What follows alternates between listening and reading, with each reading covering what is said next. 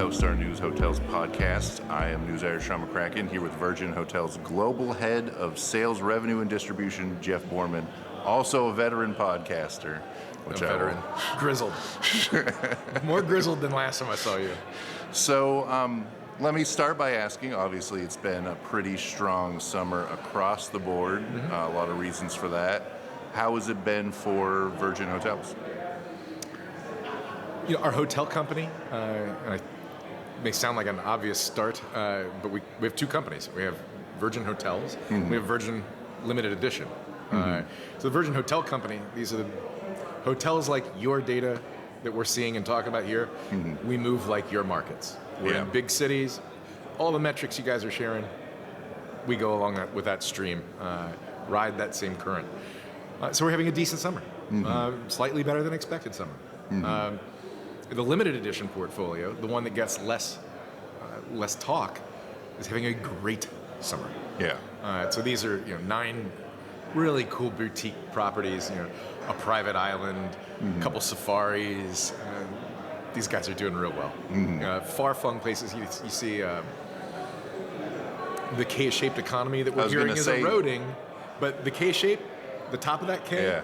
They come to the Virgin Limited Edition, and they're coming to the Virgin Limited. So we're doing real well on that side of the business. That's the part of the K you always want to be on, right? Well, whatever direction is up, whichever part of the letter's up, we want to be on that one. And Limited Editions on that curve. So the Virgin experience is still relatively new for you. It was, a year ago that you started there? Yeah, almost. What's life like at a company like that? It feels fairly unique in kind of the hotel hospitality realm. It is. So culturally, the culture of the company comes from the parent company, but it fits hospitality because it's got strong travel roots. The founder, of course, has an incredible reputation for being an adventurer, and that comes into our culture. And it comes into everything from the product design, the training, the culture of be yourself, embrace difference. I mean, those things are core to Virgin, the company that was founded 56 years ago. And it is amazing to think it's been that long because it doesn't feel like a 56-year-old company, right? No, I think from an outsider perspective. No, the company goes back to the late 60s. The hotel company is 10 years old. But I think the first Virgin company was in the late 60s in London. And there have been 50 iterations of the company, different versions and flavors and brands, and but all under the Virgin roof. And I think the culture that you're asking about is pervasive across all of them. So for hotels, at least the U.S. part of the portfolio seems really well situated for World Cup. How did that work out for you guys? Well, we have a brand that is desirable in a space that's becoming a sea of sameness. This is sounding like I'm giving a pitch. I didn't realize I was giving the development pitch today. But there are the big brands keep getting larger and larger and larger as they acquire, and more collection brands are picking up more inventory, more units with independence. It's something that makes us stand out, right? Swim against the current, also a big part of the culture. So by not being what everyone else is, that's actually foundational to why we exist. So a lot of opportunity to keep growing that because the consumer desire, the investor desire too, but the consumer desire for something that is not the same thing I had yesterday is very strong. Did you guys see an uptick of European travelers, or obviously it's a familiar brand across the Atlantic? I think Virgin's a more familiar brand, especially in the UK. In the UK, it's household. In the US, that's probably true, but in the UK, it is absolutely true. So we've always kind of over-indexed on UK inbound travel to any country, whether it's US, Morocco, Kenya, it doesn't matter. UK is a stronger outbound market, or inbound, I guess, in those cases, from the UK. So we do very well internationally. And that played through to this summer's big soccer tournament then? Well, I think our performance on FIFA was more location-based. So in New York City, our hotel's at 30th and Broadway. It was packed. In our Dallas location, we have the best views of Dallas. That also means you are not in Dallas, right? Yeah. So like where the FIFA activation zone was, those hotels did very well, but the demand for the city itself wasn't great. It was very concentrated to either at the game site or where the activation zone was. So it was a real wide margin of degree of impact. Did you see that impact, what everybody's talking about, where there was also the displacement of group and BT? Like, did that play out in those markets? BT for sure. And I think group, the expectation from a meeting planner side was that FIFA was going to be not only overpriced, but a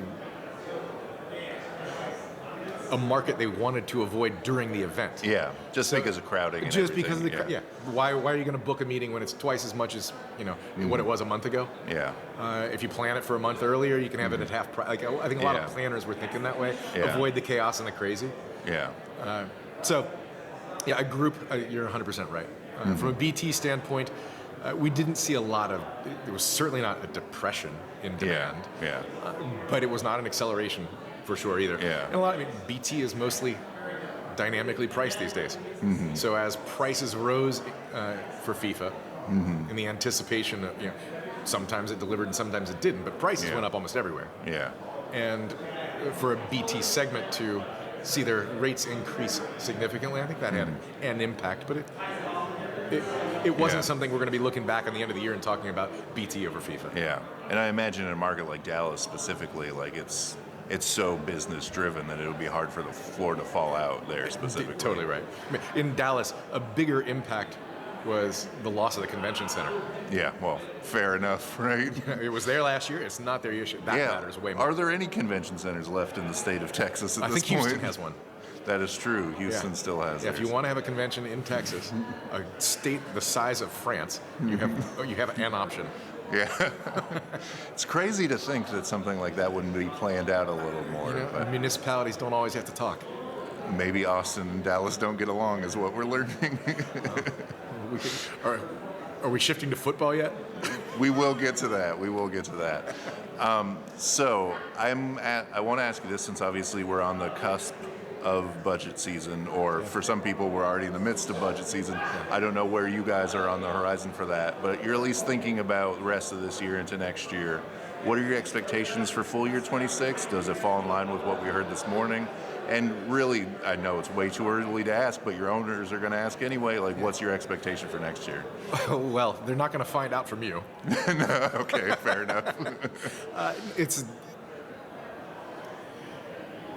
We are, again, on the Virgin Hotels side, not the limited edition. On the hotel side, we are in major markets, and I think I used the words earlier, we go with the current of that market. New York had a great year for a number of reasons.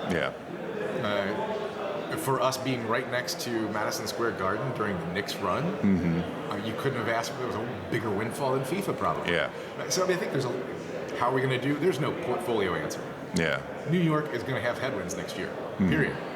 Just comps as much as anything? Just comping over a great year.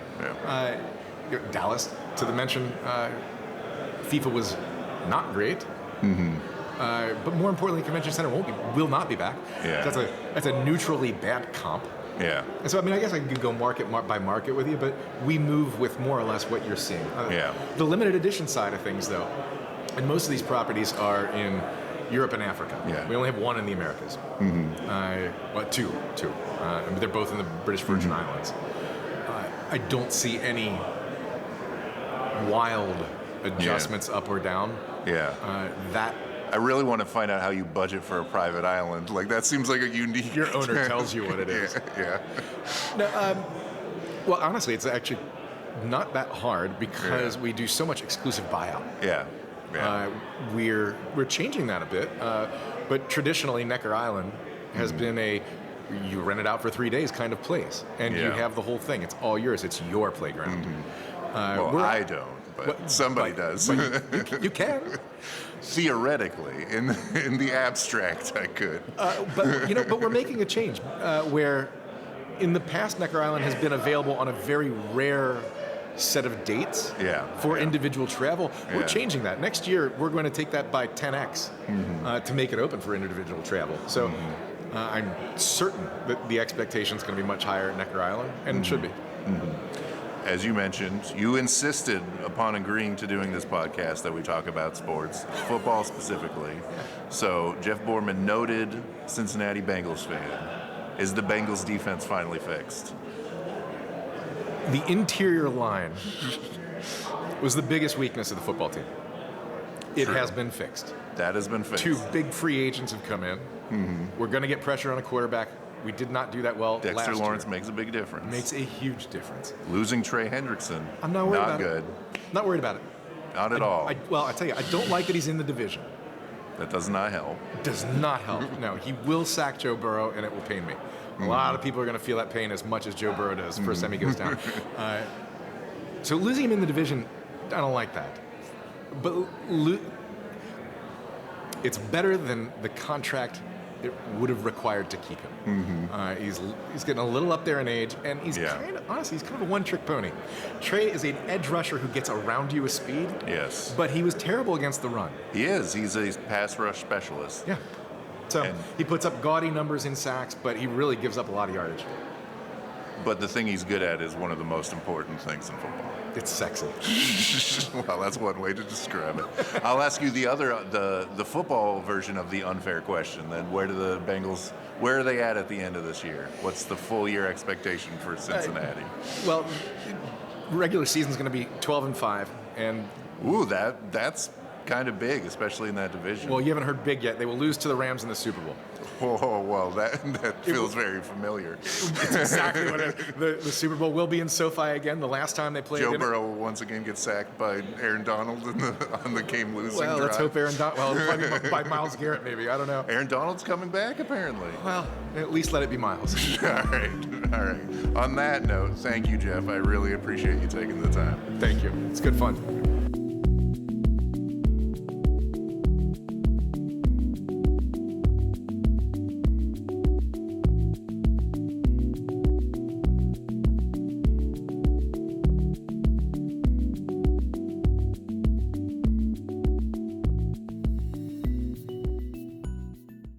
I'm Terence Baker, News Editor, Europe, Middle East and Africa, and I'm the host of The Upgrade, a CoStar News Hotels podcast for the EMEA region.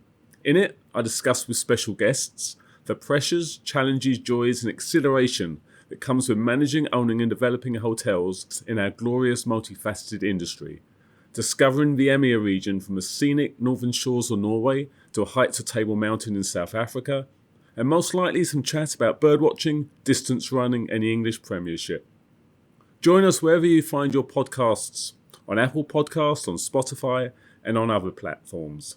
This episode was recorded on August 6, 2026 at the Hotel Data Conference in Nashville and edited by me, Sean McCracken. Visit CoStar.com/hotel news for more coverage and find all of our podcasts on Apple, Spotify, YouTube, or wherever you listen.